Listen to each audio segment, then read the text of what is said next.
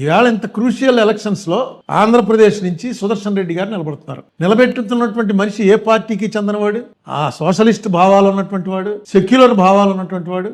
ఆయనతో నాకు స్వల్ప పరిచయం. ఈ మధ్య కాలంలోనే 2-3 మీటింగుల్లో కలిసి పాల్గొన్నాం. అవగాహన ఉన్నటువంటి వ్యక్తి. నెక్స్ట్ కాన్స్టిట్యూషనల్ గా ఎక్స్పర్ట్. ఎందుకంటే సుప్రీంకోర్టు జడ్జి గారు రిటైర్ అయ్యారు. Constitutional expert. కాన్స్టిట్యూషన్ అనేది ఫింగర్ టిప్స్ మీద చెప్పగలిగినటువంటి సమర్థత ఉన్నటువంటి వ్యక్తి. ఈవేళ ఆయన్ని కూటమికి వ్యతిరేకమైనటువంటి అభ్యర్థిగా నిలబెట్టారు. ఇప్పుడు మన స్టేట్ లో ఉన్నటువంటి అందరు ఎంపీలు కూడా ఆయనకు ఓటేయడానికి ఎలాంటి అభ్యంతరం ఉండదు. ఎందుకంటే అదేంటని కూటమిలో మేము భాగస్వాములం కదా అని టీడీపీ వారు అనుకోక్కర్లేదు.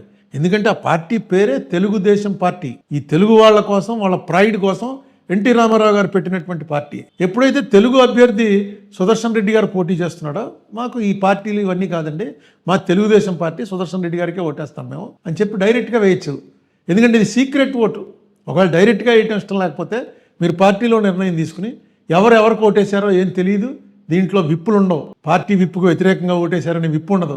అంతేకాదు ఎవరికేసారో కూడా తెలియదు. బహుశా మా తెలుగుదేశం వాళ్ళంతా మా పార్టీ అది కదండి అందుకుని అలా వేసామని చెప్పేసి అనొచ్చు. తెలుగుదేశం ఎందుకంటే ఇలాంటిది ఒక ప్రెసిడెంట్ నాకు గుర్తుండి ప్రతిభా పాటిల్ గారు పోటీ చేసినప్పుడు శివసేన పూర్తిగా కాంగ్రెస్కి తీవ్రమైనటువంటి వ్యతిరేకంలో ఉంది.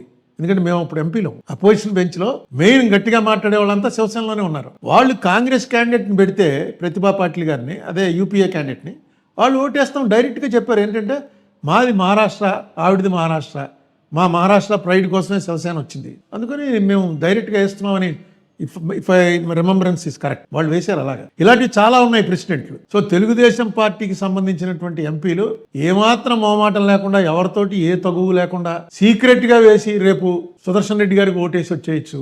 దానివల్ల ఏ నష్టం ఉండదు. అది కాకుండా చంద్రబాబు నాయుడు గారి గతంలో 2-3 సార్లు డిఫర్ అయ్యారు. బీజేపీ వారితో చాలా స్ట్రాంగ్ గా డిఫర్ అయ్యారు. ఈ దేశంలో చంద్రబాబు నాయుడు గారు విమర్శించినంత స్ట్రాంగ్ గా మోడీ గారిని, బీజేపీని విమర్శించినటువంటి మరొక నాయకుడు లేడు, at least in south India. Is not a Congress man, is a TDP man. Congress మ్యాన్గా ఉన్నప్పుడు విమర్శించడం వేరు. టీడీపీ అనేటువంటి ఒక ప్రాంతీయ పార్టీకి చెందినటువంటి వ్యక్తి, 3 సార్లు ముఖ్యమంత్రి చేసినటువంటి వ్యక్తి, బీజేపీ పట్ల వాళ్ళకున్నటువంటి మసీదులు కూలగొట్టే పార్టీ ఇది అని అన్నటువంటి వ్యక్తి కూడా ఒక చంద్రబాబు నాయుడు గారే. ఈవేళ ఈ అవకాశం వచ్చింది. ఈ అవకాశం కూడా మీరు చేస్తున్నది to safeguard the interest of the country.